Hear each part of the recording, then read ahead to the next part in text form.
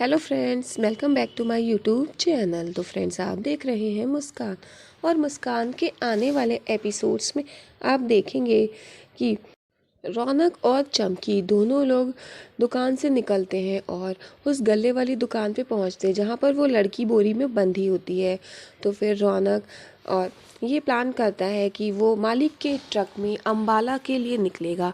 इधर मुस्कान जो होती है वो बाकी के लड़कों को हैंडल कर रही होती है जो कि कपड़े की नाप देने के लिए आते हैं। इधर रौनक वो बोरी उठा करके ट्रक में डाल देता है और आप देखेंगे कि वो बोरी ट्रक में डालने के बाद ट्रक स्टार्ट करके अंबाला की साइड ले जाता है। इधर वो ले जा रहा होता है, इधर मालिक खड़े होते हैं रास्ते में और वो वहाँ से उतर के मालिक से पूछता है कि मालिक, क्या मैं ये ट्रक अंबाला ले जाऊँ इस काम के लिए। वो कहते हैं कि ठीक है। इधर जो हनुमंत को फ़ोन करता है रौनक, हनुमंत से कहता है कि तुम जा कर के जो तुम्हारा जो नेक सिंह है, नेक सिंह को जो बता दो कि मुस्कान मार्केट में दर्जी की दुकान पर कि भैया जी, अगर हमने ऐसा किया तो हुक्म वहाँ पहुँच जाएगा, वहाँ पे भाभी को प्रॉब्लम हो जाएगी। तो रौनक कहता है तुमसे जैसा कहा जा रहा है तुम वैसा करो। मुस्कान इधर दर्जी की दुकान पर होती है, इतने में वहाँ पर हुक्म पहुँच जाते हैं और आप देखेंगे कि हुक्म पहुँचने के बाद वो ये कहते हैं। इतने में वहाँ पर रौनक आ जाता है। रौनक कहता है कि बुआ जी, आपको पता है ये यहाँ पर बर्बाद हो रही है, आप नहीं, ये मुस्कान यहाँ पर कितनी परेशानी में आप जानती भी नहीं हो। तो बुआ जी कहती है, देखो भाई, मुझे इन सब बातों से कोई मतलब नहीं है, मैं बस ये चाहती हूँ कि वो जो भैया की प्रॉपर्टी है वो तुम साइन कर दो। इतने में वहाँ पर अम्मा जी को देख लेती हैं बुआ जी और फिर वो लाखन करके बात करने लगती हैं कि मैं तो तेरे भले के लिए तुझे समझा रही थी। अम्मा जी आकर सोचती हैं कि क्या बात हो रही थी और फिर वो बुआ जी अम्मा को बताती हैं कि मैं तो बस यही कह रही थी कि इस छोरी के चक्कर में तू ज़िंदगी क्यों बर्बाद कर रहा है और तू चल अपने घर वापस लौट। लेकिन ये नहीं सुन रहा है, अब आप ही समझाइए। तो फिर अम्मा जी कहती हैं कि ये ठीक कह रही हैं, तुम किसी भी समय कर सकती हूँ और तू जानता है मालिक बहुत ताकतवर है, छोड़ेगा नहीं तुम दोनों को। और बुआ जी ये कहकर जाती हैं।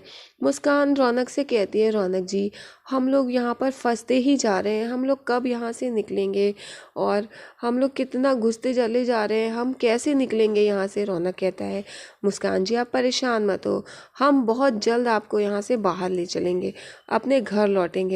और मुस्कान रौनक की बात मानते हुए रौनक के साथ काफ़ी खुश होती है। वो कहती है कि रौनक जी, आप कब तक बचाएंगे हमें।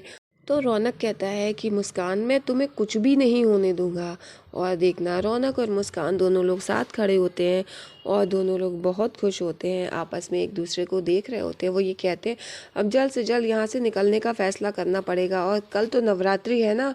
और फिर आप देखेंगे कि अगले दिन नवरात्रि होती है। अम्मा जी तीनों लड़कियों को रेडी, अम्मा जी कहती हैं, इससे पहले तो कभी ऐसा ना हुआ कि इस घर की सारी औरतें और पूरा परिवार जा कर के पूजा करे, इस बार कैसे। और कहती हैं, चलो भाई चलो, मालिक ने बुलाया है।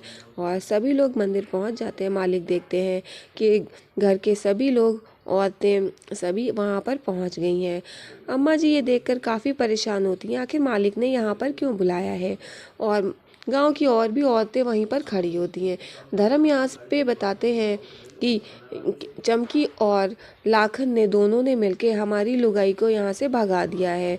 और फिर वो कहते हैं, अभी हमने नई शादी करी थी, हमारी पत्नी को यहाँ से इनने अपने आशिक के साथ भगा दिया। तो लाखन कहता है कि आप गलत कह रहे हैं, वो अपने भाई के पास गई है। तो वहाँ पर धर्म बताता है उसका कोई भाई नहीं है, वो अपने आशिक के साथ भाग गई है। वो कहता है कि ये गलत है। और आप देखेंगे कि सभी लोग वहाँ पर कहते हैं कि लाखन और चमकी ने दोनों ने मिल करके धर्म की पत्नी को भगाया है, इसलिए इन दोनों को सज़ा मिलेगी।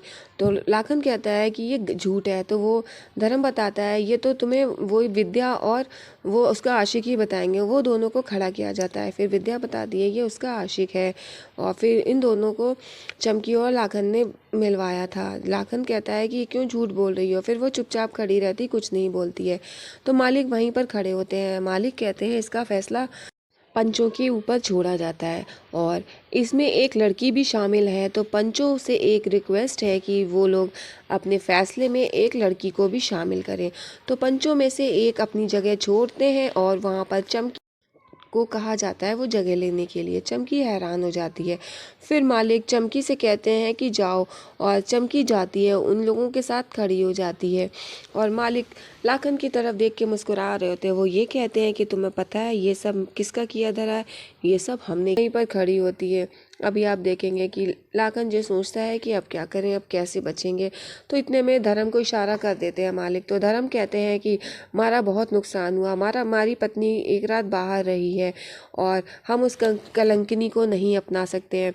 हमारा जो नुकसान हुआ है वही भरपाई कर दी जाए। तो आप देखेंगे कि रौनक और चमकी को सज़ा देने की बात हो रही थी। तो वहाँ पर मुस्कान कहती है कि नहीं, इसमें चमकी का कोई दोष नहीं है, ये सब मैंने किया है, मेरी गलती है, सज़ा भी मुझे ही मिलनी चाहिए। तो फिर मालिक कहते हैं कि पंचों में से एक अपनी जगह छोड़ेगा और चमकी वहाँ पर जाएगी। चमकी वो स्थान ले लेती है और वहाँ पर ये भी कहा जाता है कि आप लोग सब लोग अपनी सहमति से फैसला दीजिए। तो चमकी को शामिल किया जाता है और सभी लोग देखते हैं। मालिक कहते हैं कि चमकी के साथ जाकर के आप लोग फैसला लीजिए और ये फैसला चमकी सुनाएगी। तो सभी लोग चमकी को साथ में लेकर के फैसला करने के लिए अलग ले जाते हैं। इधर लाखन और मुस्कान खड़े होते हैं। मालिक भी वहीं पर खड़े होते हैं, मुस्कान की तरफ देख रहे होते हैं। इधर पंचों को फैसला लेने के लिए कहते हैं। मुस्कान वहाँ खड़ी होती है। चमकी को जाने के लिए कहते हैं कि चमकी तू जा और पंचों के साथ में फैसला कर, तू ही फैसला लेगी अब। और आप देखेंगे कि चमकी काफ़ी परेशान होती, घबराई सी होती है। लाखन वहीं खड़ा होता है। वो सोचता है अब मैं फंस गया और ये कैसे हो गया कि मेरी नाक के नीचे से मालिक ने इतना खेल खेल डाला और मुझे पता भी नहीं चला। इधर मुस्कान दुर्गा माँ से प्रार्थना करती है, माँ अब आप ही हमारी रक्षा कीजिए। और फिर आप देखेंगे कि मालिक मुस्कान की तरफ देखता है, मुस्कान से कहता है कि अब तेरा क्या होगा, अब तो सज़ा मिलके ही रहेगी। मुस्कान वहीं पर खड़ी होती है, मालिक भी वहीं पर देख रहे होते हैं। मुस्कान काफ़ी परेशान होती है और इधर धर्म को इशारा कर दिया जाता है। मुस्कान के लिए जो फैसला आता है वो सुनकर वो काफ़ी